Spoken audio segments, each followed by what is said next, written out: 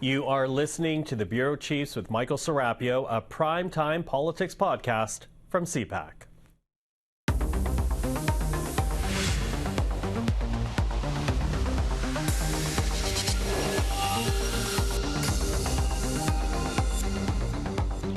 Hello everyone, I'm Michael Serapio. Well, after months of talking, we may now be just days away from hearing about a new pipeline deal. The Alberta Premier has been making statements this week alluding to details she is working on, hoping to have them included in any memorandum of understanding with Ottawa.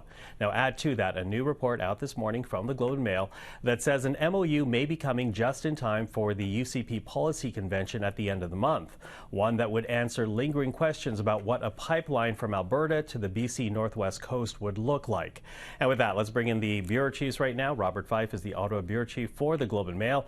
Tonda MacCharles, the Ottawa Bureau Chief for the Toronto Star. And Joël-Denis Bellavance, Ottawa Bureau Chief for La Presse. Hello to the three of you. Hi there. Hi, Michael. So you get to start us off this week, Bob, because as I said, your article this morning had a lot of eyebrows raised. Talk to us about the kind of details you're hearing around this memorandum of understanding.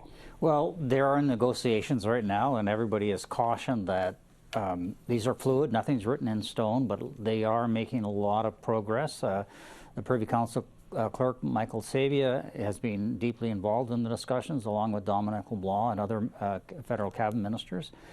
It looks like there's a broad outline that there would be potentially a pipeline that would go from Alberta to the Pacific Northwest. And what they're looking at is, first of all, of course, you have to have a proponent, a private sector proponent, of which there is none. You would have to have buy-in from the coastal First Nations, and there's a lot of opposition to that. But nonetheless, if you want a pipeline, you're going to have to get them on board. It appears you're going to have British Columbia support of some kind for this pipeline. And in exchange, the government is expecting that Alberta would, Ottawa is preparing to grant an exemption to the tanker ban, but only in the area where the pipeline comes out, so where the shipment point is, not all along the BC coast. And there would be also stronger commitments on carbon pricing and carbon storage, which is called pathways. It's a very complicated and very expensive system of taking carbon from the oil sands and putting it in storage, and that is very complicated and very expensive, and whether that happens or not. So this is an important memorandum of understanding because I think from Ottawa's perspective, it neutralizes Alberta Premier Danielle Smith in the way that she can't go after Ottawa's always blocking Alberta. And it also sends a message to the world that Canada is open for business. If you want to have a pipeline, we'll be open to the idea. And so I think from a federal-provincial relations, it takes a lot of the pressure off of Ottawa, and from an international perspective, it tells the world we are open for business. But this is really, in a lot of ways, a fake pipeline because there is no private sector proponent stepping up, and also because of very, very strong opposition from coastal First Nations. This is a long, long ways from ever being seen, and these pipelines would cost in the neighborhood of $20 billion or $30 billion. So we are a long ways from that. I've actually seen a pipeline built. Okay, you mentioned the opposition to this. I'm going to get that in a moment, but I do want to pick up on something that Bob was talking about. This idea, because the demand has been from Alberta, from Danielle Smith in particular, that they needed movement on the pipeline to essentially validate their belief in this government. Does this accomplish that, Tonda? Does the fact that they would get an MOU validate their view that federations can work?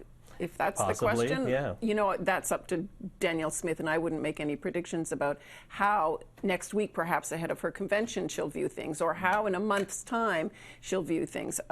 Look, I'd say a couple of things. To the point that Ottawa's trying to project with an MOU that it is open to this pipeline and trying to perhaps facilitate it insofar as it is able. That's a really interesting thing. Minister Hodgson, who's leading, who was the head of Ontario Power Generation, now a cabinet minister, the energy minister, who's leading the talks on all this, told us that it will not happen without BC approval and Indigenous approval. So I think that, you know, like all of these things, framework is one thing, and actually seeing it come about, to Bob's point, is quite another. There's a political play going on here on a broader level between the Carney government. He's trying, if it all comes to fruition and there's sometime a pipeline in the future, look, that's a major economic, political, and national unity story in this country, a huge development. But I think we're very far from that point. And it's one thing to set out optics that we're willing to go along with X, Y, or Z, narrow the lifting of a tanker ban, a partial lift, maybe scope out how many Indigenous communities need to be involved in giving their consent or approval to the passage of a pipeline. Those are all big pieces, not to be underestimated. Yeah. What do you say there's implications between Alberta and Ottawa relations? Well, I think it does show that Madam Smith is capable of working with Ottawa if Ottawa sings the right tunes, but there are many danger zones for Mr. Carney. And I think if I was in his shoes, I would suggest to Madam Smith, okay, I'm not going to do the whole work for you. You need to do some homework too. First of all, bring a private sector proponent. You talk to BC, have a deal with BC. I can't do this for you. Yeah. And also make sure that the Aboriginal communities are on board. Find a way to bring them on board. If the federal government does all the homework, you risk paying the political price in some regions where it doesn't work. So that's a lot of danger zones for me, for Mr. Carney. Okay, let me pick up on the opposition point on that and the pushback on this, because when we talk about this MOU, it's going to be between Ottawa and Alberta. There's no talk about British Columbia being at the table. In fact, we know that there's already major pushback, even ahead of the MOU, from the BC Premier. And I want you to take a listen right now to Jonathan Wilkinson, of course, former Environment Minister, former Minister of Energy and Natural Resources, and also a Liberal MP from British Columbia. Take a listen to what we heard from Mr. Wilkinson today. Well, I mean, I think the Prime Minister was pretty clear that projects would need the support of the jurisdictions in which they're being built. So I think there's got to be some conversations with the Premier. And in terms of First Nations, I mean, there needs to be significant support. It doesn't necessarily have to be unanimous. It wasn't in the case of Trans Mountain, but there needs to be significant support. And at the present time, I don't think there is. Okay. It also, I mean, that's Wilkinson talking to my colleague Alex Ballingall. And what the other point that he made is that it very much puts in play the consent and the approval that Indigenous communities and the province of BC have given to large-scale development of natural gas as a lesser polluting and seen as, anyway, a sort of a lesser riskier option for communities than an oil pipeline and what a spill might potentially mean for the pristine environment that is Pacific Northwest BC. So I think, look, there's a whole bunch of things to be balanced, and what that shows you is that Mr. Carney also has to balance a significant group within his own caucus who will be watching very carefully to see just exactly what Carney's prepared to take off the table. That's going on here too is that the Premier of British Columbia is proposing that we double oil exports through the TMX pipeline, which I think would be something like 500,000 barrels of oil going through there. So it basically put it up full capacity, and then you wouldn't have the need for a second pipeline. And so, which has it's been floated for quite some time in British Columbia. TMX expansion or Keystone XL. Like if somehow talks got back on track with the U.S. and somehow the Keystone XL expansion was a route to take Alberta oil out, then you avoid all of that. Yeah, and Tonda's got a really good point. That may be mentioned in the MOU, but it's still part of the negotiations with the United States, and when they get back on track, that's going to be a pretty big deal. And if she gets Keystone, what oil company is going to come up and say, I want to go through this whole process of a pipeline to the Pacific Northwest? And you could use TMX to export oil to Asia, and Keystone XL just to export to the United States only. So that would be two pipelines, two different markets that would serve the purpose. To the US. It goes to the U.S. and then on to Gulf state refineries, which then it hits African and European markets. So, look, what Alberta wants is its oil to Tidewater. more of its oil, well, oil to to tidewater and to Asia, access to Asia. Like, I mean, ultimately, this is a big play because they say the need or the desire is there, or the demand is there, rather, from Asia. They're trying to meet that. But again, though, in terms of the opposition that the Carney government's going to have to navigate, and you know, I was reading the article that you wrote before we went on air that Hartson says it's going to be up to British Columbia and to Alberta to make this work, Tonda. You know, it's still one of those, at the end of the day, the Carney government is going to be involved on this, and the Prime Minister's reputation will be on the line, not only with British Columbia, but to your earlier point, to MPs. And it makes me wonder just how difficult is this going to be for Mark Carney? Look, it potentially could be very difficult. I mean, Prime Minister is not a politician. He hasn't surrounded himself with political players, so to speak. Michael Serapio is a businessman, and Marc-André Blanchard, who is his chief of staff, is an international lawyer. Yes, he's been involved in politics, but they don't play the political games. And so he's trying to say, look, this makes rational sense to take her off the table and to try to send a message to the international community. But there are constituencies in this country, not just inside the Liberal caucus. There are more seats in British Columbia that will vote Liberal or may not vote Liberal. And I don't think he's taking any of that into consideration. I think he's looking at it from the point of view of the public interest, from a policy perspective, that this might be the best way. I don't think he's looking so much from a politics perspective. Joël-Denis? I agree. And so the political price is yet to be determined, but it could be a very heavy political price. We talk about BC and Alberta, but if the push comes to shove, and there's a big push by the Carney government to have a new pipeline, this will have echo in Quebec as well. And the Bloc Québécois will, say this government is not serious about fighting climate change. In fairness, this is not being pushed by the federal government. They're simply saying, okay, if you guys want to do this, we won't stand in the way. Yeah, although, on the other side of that, too, you'll hear advocates for a pipeline saying that if this is a true priority for this government, then the government actually has responsibility to make this project happen. How much you buy into that, I think is which side of the fence you fall on. But there is an argument saying that Ottawa has a role to ensure this happens for Alberta industry and the people for Alberta. At least that's the language coming up on the ground. Lifting the partial ban on the tanker ban, that's a pretty big deal. And also, I think the federal government is conscious that, the oil and gas industry is a very big part of the Canadian economy still, and will be for this foreseeable future. We want to transition, but it's not going to happen overnight. And for now, conventional energy and new energy is part of the mix. So you have to do something to help Alberta also succeed. But it's also to caucus unity, because it does make me wonder, Tonda, about the challenge this will be for caucus unity, because bearing in mind many of the Liberals that currently are MPs were MPs when under Trudeau, which was a very different environmental policy when it came to pipelines. And several of them still hold cabinet portfolios, like Stephen Guilbeault. So he's not the environment minister anymore, but he's he's the Quebec lieutenant for the Prime Minister, and for now. That's December. Let's do that in December. Okay, listen, we'll see where that goes. As per your reporting, we could be just, about a week and a half away from an MOU possibly being unveiled? So. Yeah, possibly, but then, as Tonda quite rightly points out, we are dealing with Danielle Smith. Okay. And also, I think that the federal government understands that she wants something by her convention date which starts next Friday, I take it.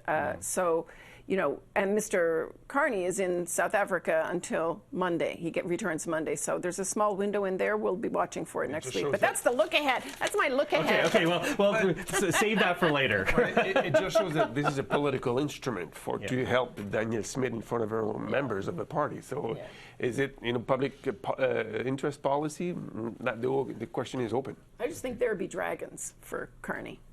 All of this. Absolutely. Well, I'm going to pick up on a point that you said about Carney not being enough of a politician, and I'm going to use that to transition over to the budget, because we'll obviously keep an eye out for this MOU. But the big story of this week up until now has been the federal budget, this minority government able to get it over the finish line, have the House of Commons accept it, although there was some uncertainty of how that was going to happen. The Liberals did not seem to have a clear path to getting this passed through the minority parliament, which makes me wonder, as they present a budget as if they were a majority government, Does that point to Liberal hubris, or does that point to Mark Carney not being enough of a politician, Bob? Well, no, I don't agree with that. I mean, in this particular instance, there was no feeling in any of the political parties that they were going to defeat the government over this. The NDP, 7 seats, no money, no leader, that would not have worked for them.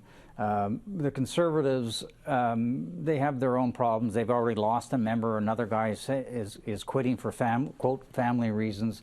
Their political, and Mr. Poilievre is like 20 to 25% in personal popularity behind the Prime Minister. There was no appetite for an election, and we all knew this. Everybody in this town knew this. There was no election readiness or anything. But look, it still was a narrow vote, and we were still being preparing ourselves for a potential accidental election, right? And there's more of it to come, because the budget implementation legislation is going to require votes, and there's probably going to be a lot of deal making going on within the parties and the government to be able to get this legislation passed.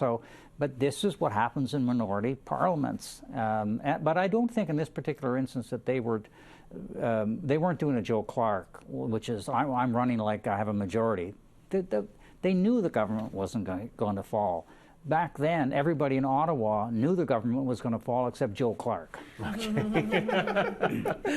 Tonda, what do you make of that? Well, Again, no clear path. I kind of disagree with Bob in that certainly the NDP had its party headquarters had set in motion processes to run a SNAP campaign, to nominate centrally from the office, from headquarters, candidates in a number of targeted ridings. They weren't going to do a national campaign. They were really going to basically run to regain party status.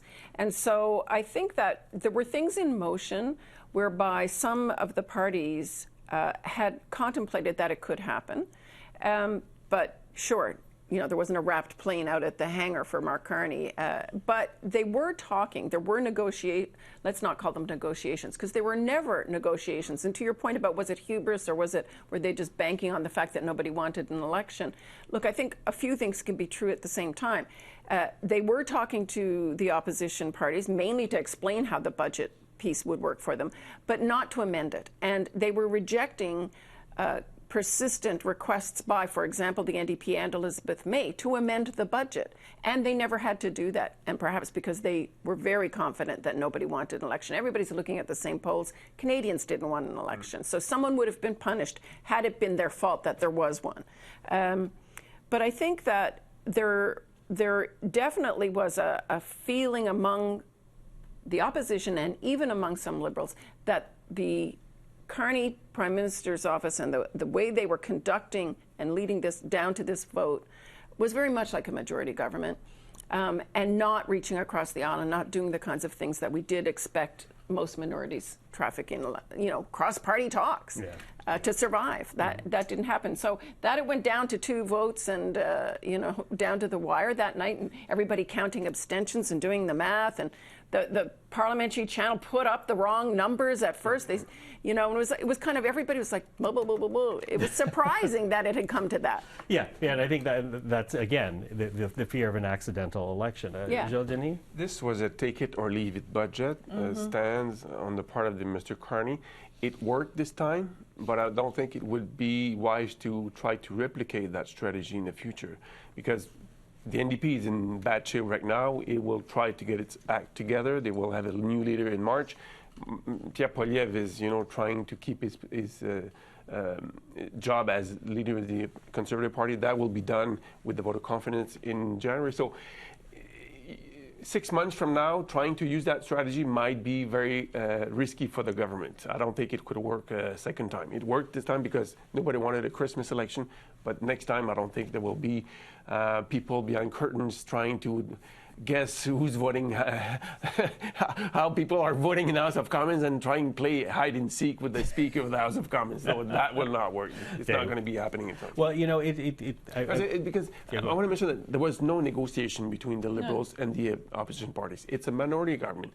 We've seen in the past, like the 2006 budget or the 2005 budget, Paul Martin negotiated with Jack Layton. He reworked the budget and it worked. Justin Trudeau, was in the same bed with Jagmeet Singh for a while to write budgets. But this time there was take it or leave it. it worked this time, I wouldn't try it again. Yeah, well, and you mentioned the fact that there was no reaching across the aisle, except for reaching out for floor crossers. Right, and we had, of course, Chris Dontermont across the floor a couple of weeks ago.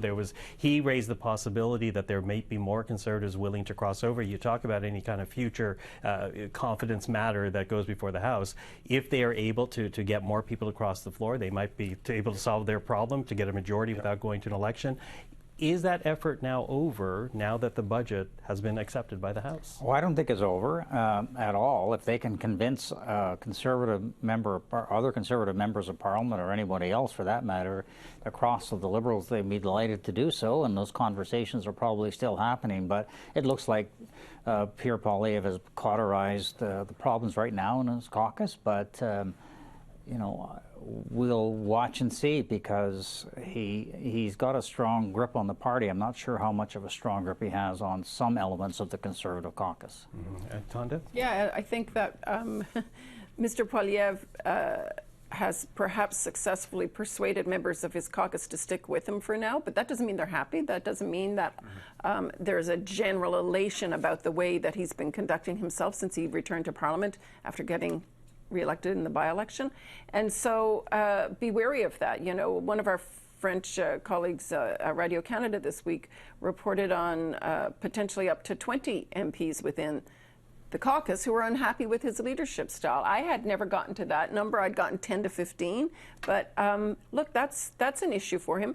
But I think he's got a pretty strong grip on it now. And I don't, unless someone decides I'm out and signals that they're going to not run again and that kind of thing. That's those are other signals we have to watch for. Unless Mr. Poilievre gives more controversial interviews and make controversial statements that lead people to reflect about, is this guy I want him to be Prime Minister? Referencing the news conference he had last week. Yeah, and also, the Northern perspective interview that he gave about the RCMP being despicable and just to introduce you, put in jail. If more interviews like that rise to the top. I mean, I wouldn't be surprised that some Tory MPs on the progressive side will say, no, that's enough for me. I don't think they mind when he trashes reporters.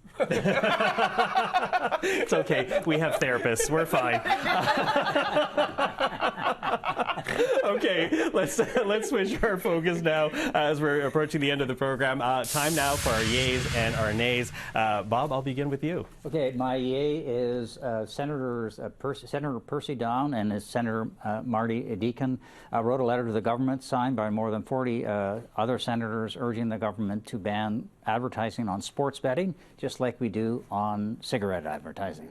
Okay, and your nay? My nay is to Conservative House Leader Andrew Scheer and the caucus whip Scott Reid for hiding behind the curtains as they counted, and they would not have showed up for the vote if it looked like government was going to be defeated. And when they realized the government was going to survive, they ran into the House and say, "Oh, our computers didn't work. We wanted to electronic voting, but we're registering our vote now."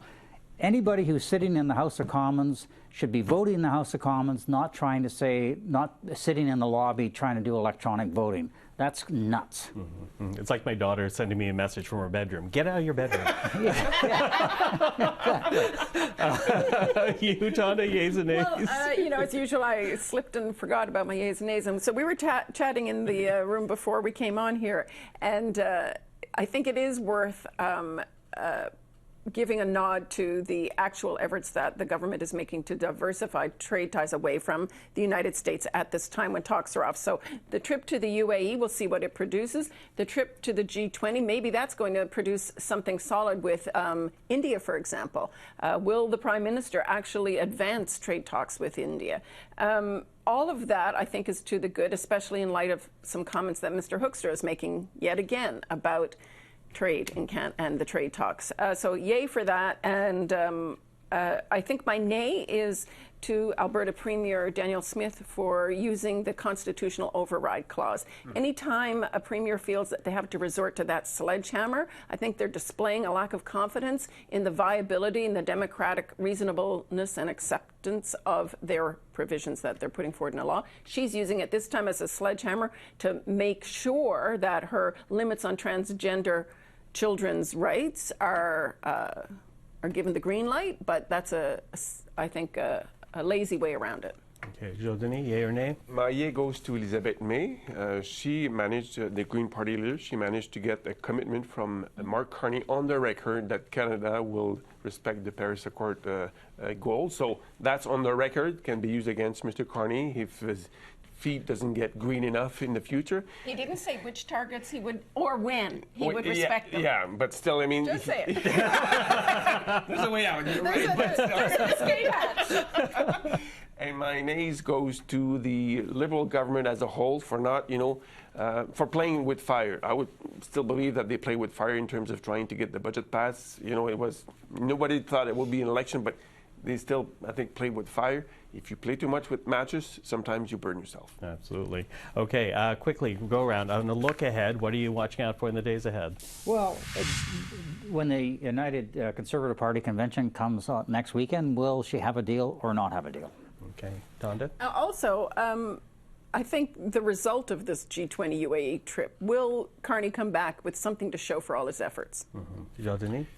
I'll be watching more Quebec politics because the future of Pablo Rodriguez as leader of the Quebec Liberal Party is in doubt right now. We're waiting for more information because he may have won the leadership race with dirty money.